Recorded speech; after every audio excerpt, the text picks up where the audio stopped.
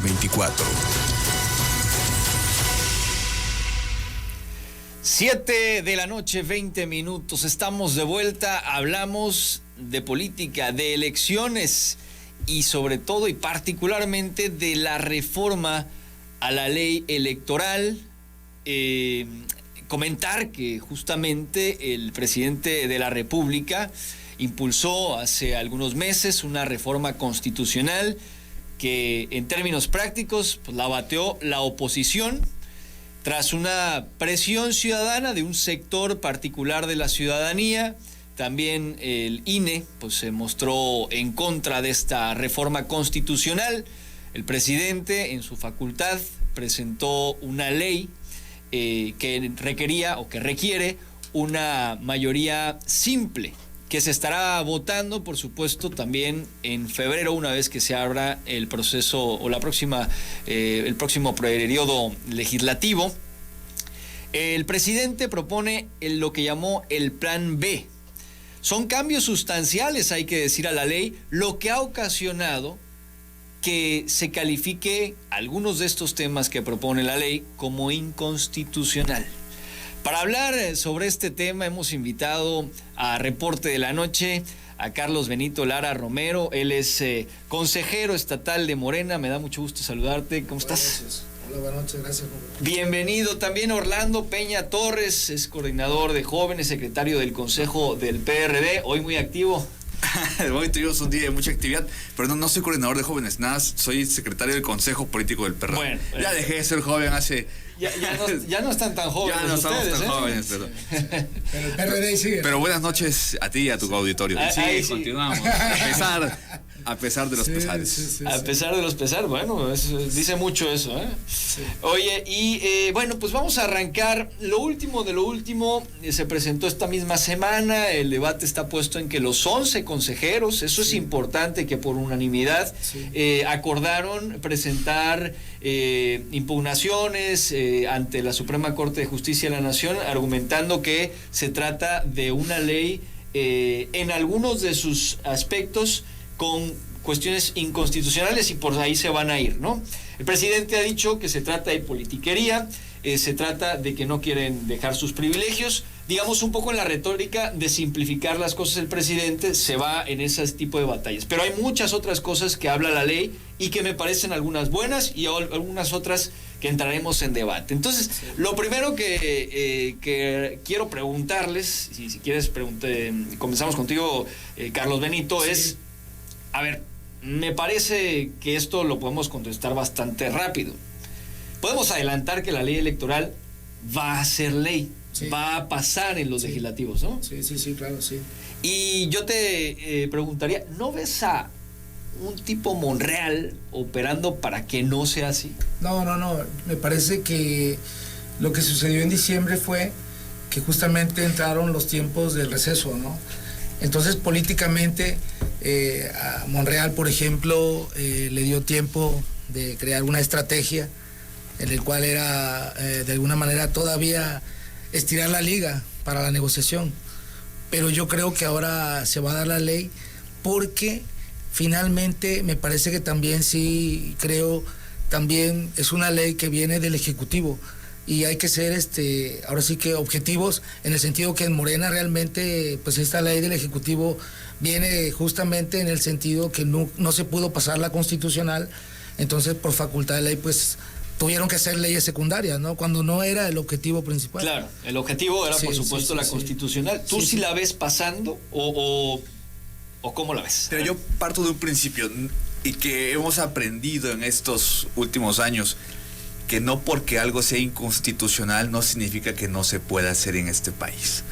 Entonces, puede pasar porque tienen la cantidad de diputados, pero pues las instituciones van a hacer lo propio pues para apelar a que la ley pase.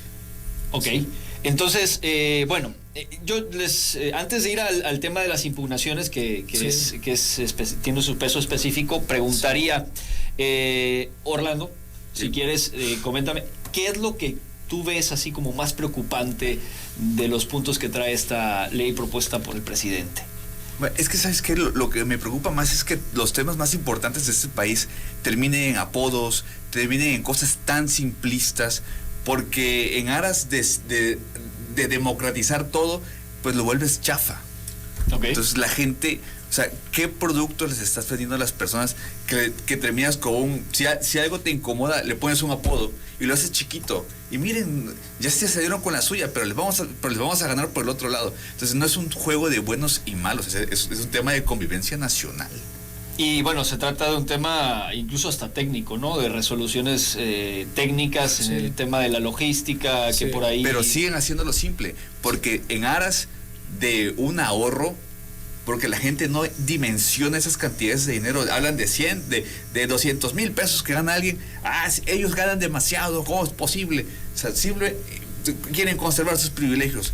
La gente no dimensiona qué tan caro es no tener una democracia que sí les sirva y que se siga. ¿Cuánto gana un consejero nacional? Ya, todo, neto, mensual. Mensual, sobre los 400 mil pesos seguramente. Sí. Yo entiendo que son percepciones totales. Sí. ¿Qué quiere decir eso? Que estamos hablando de no solamente de su sueldo, sino de alguna compensación, un bono, alimentos, viáticos, todo esto. Sí. Por ahí Lorenzo Córdoba, digamos que bateaba esta parte diciendo, bueno, el presidente gasta más porque vive en un palacio. Bueno, no lo decía así, ¿no? Pero palabras muchos más, palabras menos. Lo complementan diciendo, vive en un palacio, no paga gasolina. Bueno, pero al año son... Ponle 4 millones. En 10 años son 40 millones. Sí. 40 millones. Son 11 consejeros. Y ¿sabes qué? A mí me parece totalmente... ¿Qué resuelves con eso? Bueno, a mí me parece que yo creo que en la narrativa y poner el ejemplo es importante. No se resuelve nada, estoy de acuerdo contigo. Y para el presupuesto nacional son migajas. Pero también un funcionario público debe de apretarse el cinturón cuando la gente se lo está apretando, ¿no? Pues, yo creo que parte de un principio de que se supone que si ganas bien es menos probable que te corrompas en un mundo ideal, obviamente. Okay. Porque si un funcionario ganara 50 mil pesos, Orlando, o sea, cualquier... ni en Europa. ¿Me permites, por favor? En Estados Unidos. Bueno, pero es que aún no llegamos... Te recuerdo que en Estados Unidos tuvo una democracia que es de 400 años por lo menos. No, son 200. 200 años, perdón. ¿Contra cuántos llevamos nosotros? Sí. Mira, aquí hay un punto que dice Orlando que me parece importante. Vamos a pensar que el mejor asesor financiero del mundo se llama Carlos Benito Lara Romero. Sí. Y él trabaja en una empresa, no sé, de estas nacionales o internacionales, y ganas, o una transnacional, y gana $1 millón al mes. Y eso es lo que le pagan allá porque estás dando los resultados de $1 millón al mes. Sí.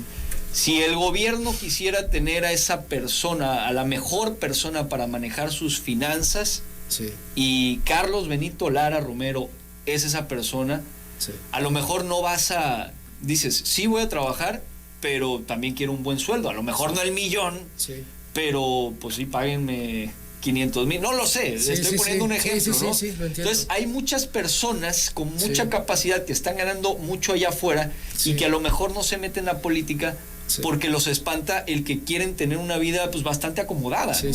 No sé qué te parece esa parte. Pero mira, mi querido Orlando, yo creo que sí es importante el argumento que planteas en el sentido de que se minimice el hecho de que no cambias nada. Mira, la reforma constitucional auténtica tenía un promedio de ahorro de 15 mil millones de pesos al año.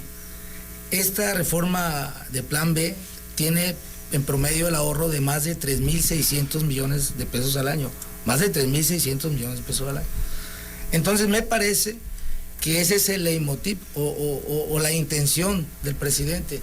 De que, por ejemplo, si nosotros vemos los salarios también, entendemos de que se quiere cambiar este proyecto en el cual muy pocos ganen tanto. Porque ¿cuánto está el salario mínimo, Orlando? O sea, 212 pesos.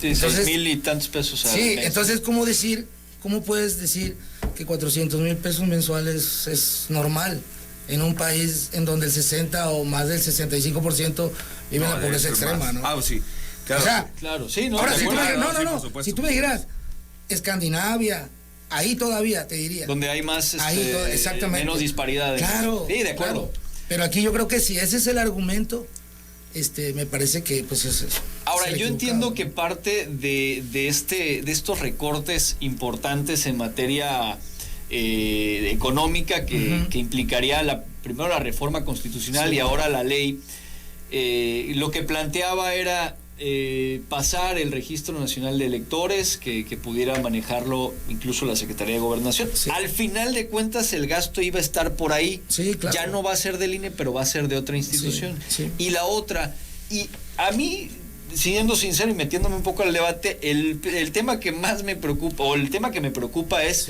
el que se pueda lacerar un poco el servicio profesional de los trabajadores del INE. Y es que se van a acabar con los órganos públicos electorales, locales, por ejemplo el IEPCT, aunque también van a tener los del INE que solucionar esa parte, generar estructura en los estados. O sea, ya no se llamará IEPCT, pero se llamará pues delegado de programas federales, como lo fue. Bueno, no lo sé. ¿Cómo ves esa parte? Es una burocracia dorada, Juan Pablo, de veras, es una burocracia dorada. Mira, yo fui hace muchos años. ¿Aquí en Tabasco también? Sí, claro, los por supuesto. Consejeros del IEPCT. Sí, claro, por supuesto. Sí, de veras. O sea, pero a ver, mira, vamos a definir la burocracia dorada. Ahí te va. Así, hubo un consejero, del cual no mencionaré su nombre, que se llevó de aguinaldo $1 millón, porque ya se iban aquí en el IEPCT. Eso fue hace apenas 2015. ¿Me explico? Sí. Y eso salió en el periódico, fue primera plana, claro. Pero al final la gente se indignó, pero no pasó nada. Les dieron para comprar un edificio. O sea, es mucho dinero en el cual realmente no hacen nada en 3 años, pues. Ok, y si por ahí lo que hicieran fuera, en vez de desaparecer los soples, es reducir, como dices tú, claro. la nómina, el gasto corriente. Que ese es el espíritu de la reforma, Orlando, una reestructuración, Ni se está desapareciendo el INE, ni se están violentando los derechos de nadie. Porque también el otro tema que sí es importante, y ojalá el tiempo nos dé la oportunidad, es que se está usando de pretexto también para convocar a marchas, ¿me explico? Bueno, ahorita nos metemos esa parte. A la gente. Hay varios temas que me parecen interesantes. Seleccioné algunos puntos positivos, algunos como el que acabamos de mencionar, que están a debate, que es el servicio profesional de las personas que están en el ámbito electoral. Sí, vamos a cambiar. A ver, venga. Tópico, nada, cierro con esto, que lo quería decir. Venga. Hay ahorros que salen muy caros y la democracia cuesta. Bueno, pues es algo que se ha argumentado, ¿no? Está bien. Si uno invierte en pintura para su casa, que la pueda pintar a lo mejor, y no es de tan buena calidad, pues se va a caer a la primera lluvia. Si inviertes en algo que impregne bien y te cuesta caro, pues a lo mejor queda más, ¿no? Es un poco la lógica. Sí. Lo entiendo. Hablando de forma simplista, ¿no? Digo, citando a mi clásico, siendo simplistas, sí. A tu clásico. Bien. Oye, el plan B pretende garantizar el voto a personas en prisión preventiva, voto de personas con discapacidad en estado de prostración, facilita el voto a personas en el extranjero. Creo que por ahí podemos estar de acuerdo, ¿no? Sí. Modifica fechas de inicio de procesos electorales. Plantean que comiencen a más tardar en la tercera semana de noviembre del año previo. Los procesos, no los procesos preelectorales, sino ya el propio proceso. Entonces van a ser campañas un poco más extendidas. Digo, ahí pues, hay igualdad de todos los partidos, entonces ahí no hay de que haya mano para uno u otro. Quita facultades a las autoridades electorales y se las da algunas de ellas en este caso una de las beneficiadas sería la Secretaría de Gobernación. El tema del registro de electores ha preocupado mucho porque es la Secretaría de Gobernación que tenga el registro. Es preocupante, a ver, Orlando. Yo creo que no se puede construir el futuro sobre malos recuerdos. Si bien recordamos que fue la Secretaría de Gobernación la que manejaba las elecciones. Bueno, tan es así y tan el pasado se está haciendo tan presente que Manuel Bartlett, pues, es una figura de infausta memoria, pues sigue estando en la palestra nacional. Entonces, ¿cómo cuando tienes en tu gobierno a alguien que obstaculizó la democracia en este país? O sea, tú vienes a hablar de que le vas a regresar atribuciones de algo que ya quieres borrar y quieres dejar atrás en el pasado. Claro, ¿y tú cómo lo ves esa parte de que la Secretaría de Gobernación? No, mira. Yo la reflexión que haría es cómo se hubiera visto el Registro Nacional de Electores en manos de, no nos vayamos lejos, Osorio Chong. Sí, claro. Hubiera sido una buena medida, una medida que tú crees que se hubiera apoyado en su momento. Mira, yo te voy a decir algo. El problema que tiene en la actualidad el INE y las instituciones locales es que existe una obesidad, ¿entiendes? De acuerdo. En su aparato burocrático. De veras. Y espérate, muchísimas dependencias. Una válvula de sí. salida. No, claro, no, claro. Sí. Pero el INE. Muchas. Estamos hablando del INE, sí. Perfecto. Era el elefante reumático. No, sí, pero no, pero sí. postrado, Pero postrado. Postrado y sentado. Bueno, pero le tienes que sacar una válvula de escape. Entonces, esto también es una facultad. Y ve Orlando también. Mira, en Sudamérica tú bien sabes que al gobierno le toca el DNI también. O sea, ellos ven todo lo que es el registro de la organización de la gente. Sí, claro, que eso no lo tenemos aquí en México y que el INE lo hace además. Y por eso además es caro. Entonces te digo, eso también ayudaría. Porque ve, otro de los motivos que tiene también la reforma es quitarle el poder al secretario ejecutivo, que también se está volviendo un megapoder, o se volvió un megapoder porque tenía más facultad que los propios consejeros. Entonces eso de alguna manera está democratizando, porque también yo coincido contigo con la democracia, pero no podemos justificar por la democracia una monarquía, que es peor todavía. Claro. Ahora, sí, por supuesto. Se está criticando al presidente López Obrador de que esto lo hace por un tema de talante autoritario, porque él es antidemócrata. A mí me parece que no es un antidemócrata. Ahí llegó a la presidencia. Yo sí creo que hubo un fraude en 2006, en 2012 no, aunque hubo demasiadas irregularidades, pero en 2018 llega con toda la legitimidad. Pero también hay cosas que desde el poder pues se hacen y se ven mal, sobre todo cuando las criticaste, pese a tu manera de ser y creer que eres muy honesto. Bueno, de todos modos yo creo que hay que actuar en congruencia de lo que se dijo en el pasado, y si no, argumentar por qué cambié de parecer. Sí. Tema de militarización, por ejemplo. Sí, claro, sí. Fíjate que esta es la primera de 8 grandes reformas que, uno, no le impulsa la oposición, le impulsa el presidente de la República. Así es, sí. Y en muchos casos sin leerla los propios legisladores. Sí. Y segundo, que eso ha ocurrido siempre. Sí. Y dos, que no contempla a la oposición, sino que es una ley enviada por el presidente. Claro que la oposición se cerró, pero ¿cómo ves, Carlos Benito, esta parte? Que es una reforma pues, totalmente atípica, no contempla a los a los perdedores, que son los que históricamente han perdido. Oye, a ver, vamos a arreglar las reglas, vamos a generar reglas del juego para que tengamos mejor chance la próxima vez. No, claro, mira, yo creo que el problema que está teniendo la oposición es que no está logrando los argumentos posibles para poder entrar a un verdadero debate. Te doy un ejemplo. Si por ejemplo se reúnen para decir que va a haber una veda constitucional, están violentando incluso el juramento que hacen cuando prometen, ¿no? Cumplir, hacer cumplir la Constitución, en el sentido de que ya dicen que no van a aprobar nada sin revisar, sin leer. Entonces yo creo que cuando estés ante esa imposibilidad, por ejemplo, que era ahora sí que lo primigeno era lo constitucional, pero se cerran al debate diciendo no, ni siquiera vamos a leerla, no queremos nada.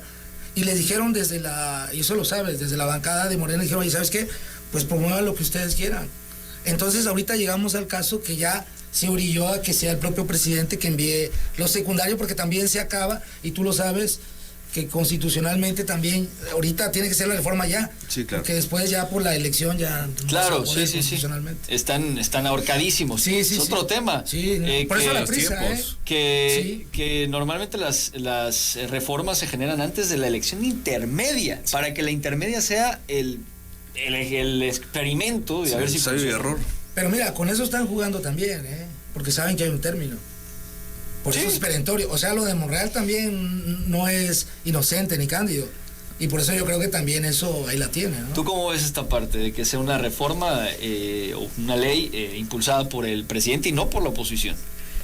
Bueno, pues el presidente juega sus cartas y él mismo tiene que apersonarse al ya ver que no le alcanzan los números en la boda, que no le alcanzaron los números en en la Cámara, y pues entonces usa su misma popularidad para poder impulsar y para poder presionar a los diputados adentro.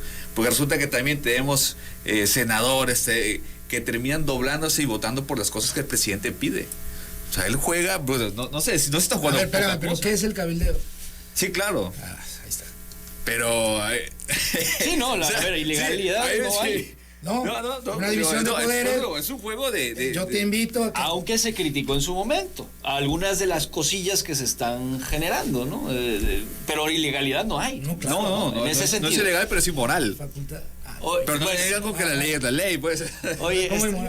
Está bueno el debate. Por supuesto, les comentaba que estamos cortos de tiempo. Me gustaría, como conclusión, tenemos un minuto cada uno, enfocarnos en el tema de las marchas que vienen. 2 marchas. Una lanzada por opositores, ciudadanos, ONGs, y otra impulsada por el presidente. Otra vez la marcha y la contramarcha del INE para fines prácticos, la verdad. ¿Cómo la ves, Carlos Benito?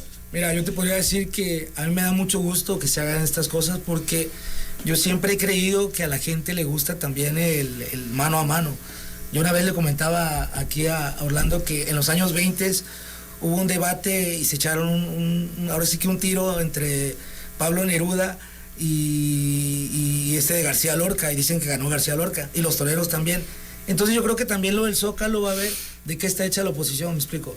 Porque también yo creo que el problema es de que ¿ves no bien tiene que la gente. oposición salga? Sí, claro, para que se mida. Porque nosotros y yo aprovecho para invitar a la gente, pues estamos a estar en el Zócalo el 18 de marzo, que es sábado, y pues vamos a ver quién trae más gente. Yo pensé que los ibas a invitar en febrero. No, porque es que, mira, aunque los inviten, no va a ir la gente. Pero es interesante que se haga la convocatoria, porque la vez pasada no quisieron llegar al Zócalo.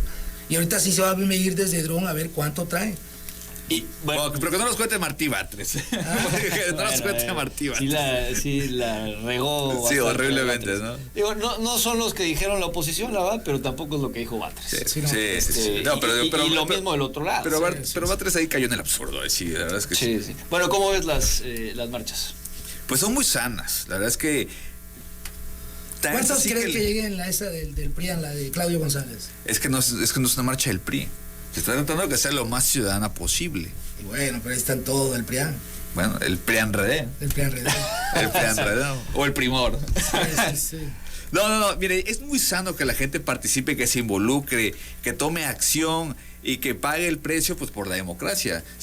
Porque no solamente debe ser tratar de ir a votar cada 3 años, sino tener que participar, involucrarse, saber quién es quién, tener una opinión. Pero es una medida política, ¿eh? Sí, por supuesto. Ahí se va a ver de qué se han hecho. Pero bueno, ¿qué tan buenos resultados tuvo la marcha pasada, que muchos actores de esos personajes despreciables que tiene Morena, unos diputados que son impresentables, que fueron ahí a agredir a la gente, que salió en súper buena onda, con niños, con perritos? O sea, fue una marcha ejemplar. Y luego otros ahí de los opinadores que tienen provocando la raza. O sea, a ver, pero ¿cuántos marcharon en la última, la de Claudio? ¿Cuántos marcharon? No sé, no tengo el dato. La de Claudio. La de Claudio no lo sé. Yo no sé porque no sé si era de Claudio. Pues la del INE debieron haber sido ¿cuántos? Unos 20,000, 25,000 personas. ¿Y en la de Obrador? No tengo idea tampoco. 1 millón. No, esos números de 1 millón yo no les creo. Creo que hayan sido 20,000. Según yo, sí fueron cerca de 100. Y en la de Andrés Manuel sí fue más de 500,000 fácil. Va. Yo creo que sí. Pero bueno, es que el presidente duda de es popular. la capacidad de convocatoria del presidente. Nadie duda de la capacidad de convocatoria del presidente, exactamente. ¿eh? No, nos tenemos que ir. Pero vamos a generar más espacios para el debate más adelante. Vamos a tocar varios temas. Igual seguramente al auditorio le gustará y pues ya cada quien va definiéndose por cuál lado está más afín. Aunque bueno, más o menos se sabe, ¿no? Pero bueno, ya faltan 16 minutos para las 8. Vamos a ir a la pausa. Regresamos a la recta final de este reporte de la noche.